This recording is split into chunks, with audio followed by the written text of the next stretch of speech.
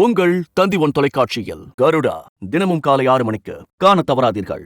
கோவை உப்பிலிப்பாளையம் மேம்பாலத்தில் gas tanker lorry விபத்து நிகழ்ந்த இடத்திற்கு அருகாமையில் உள்ள பள்ளிகளுக்கு விடுமுறை விடப்பட்ட நிலையில் தனியார் பள்ளியிலிருந்து மாணவர்களை பெற்றோர்கள் வீட்டிற்கு அழைத்து சென்றனர். இது பற்றிய கூடுதல் விவரங்களை செய்தியாளர் ஹரிதாஸ் வழங்க கேட்கலாம். ஹரிதாஸ் வணக்கம். தற்போது இந்த வாயு கசிவினால் போக்குவரத்து முடக்கப்பட்டிருக்கும் பட்சத்தில் பள்ளி மாணவர்களை பெற்றோர்கள் எவ்வாறு அழைத்து செல்கிறார்கள்? மேலும் தகவல்கள் என்னென்ன?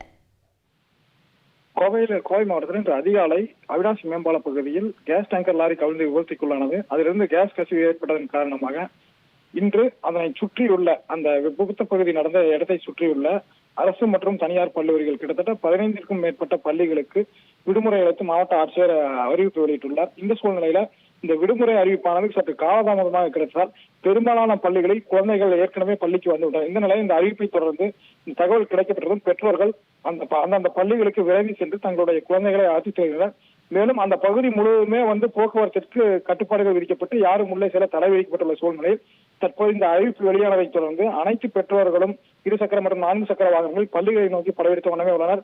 இதன் காரணமாக அந்த பகுதியில் பாதுகாப்பு பணியில் ஈடுபட்டுள்ள போலீசார் அந்த பெற்றோர்களை எங்கிருந்து வருகிறீர்கள், எந்த பள்ளிக்கு செல்கிறீர்கள் என்பதை தகவல்கள் அனைத்தையும் திட்டிக் கொண்டு ஒரு சிலரை மட்டுமே உள்ளே அனுப்பி குழந்தைகளை வெளியே அழைத்துச் செல்ல அறிவுறுத்தினர். மேலும் எந்த விதமான வாகனங்களும் உள்ளே அனுமதிக்கப்படவில்லை. 1 அல்லது 2 இருசக்கர வாகனங்களை மட்டுமே உள்ளே அனுப்பி அங்கிருந்து குழந்தைகளை வெளியே அப்புறப்படுத்திய பின்னர் மட்டுமே குழந்தைகள் அவர்களுடைய பெற்றோர்களுக்கு அனுமதிக்கப்படுகின்றனர். மேலும் அந்த பகுதியில் போலீசார் பாதுகாப்பு பணியில் ஈடுபட்டுள்ளனர். மேலும் குழந்தைகளை அந்த பகுதியில் இருந்து வெகு விரைவாக அந்த பாதிப்பு நிகழ்ந்த பகுதியிலிருந்து பாதிப்பு குறைவாக உள்ள இடங்களுக்கு உடனடியாக அந்த பகுதிக்கு அழைத்து செல்லும் பணிகளிலும் ஈடுபட்டுள்ளனர்.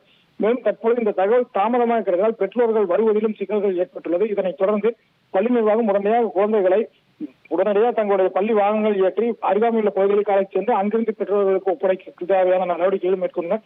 தற்போது ஒரு பரபரப்பான சூழல் நிலவக்கூடிய மத்தியில் இந்த பள்ளி குழந்தைகளும் கடும் அச்சத்தில் உள்ளனர். தகவல்களை வழங்கியமைக்கு நன்றி ஹரிதாஸ். உங்கள் தந்திவன் தொலைக்காட்சியில் கருடா தினமும் காலை 6 மணிக்கு காண தவறாதீர்கள்.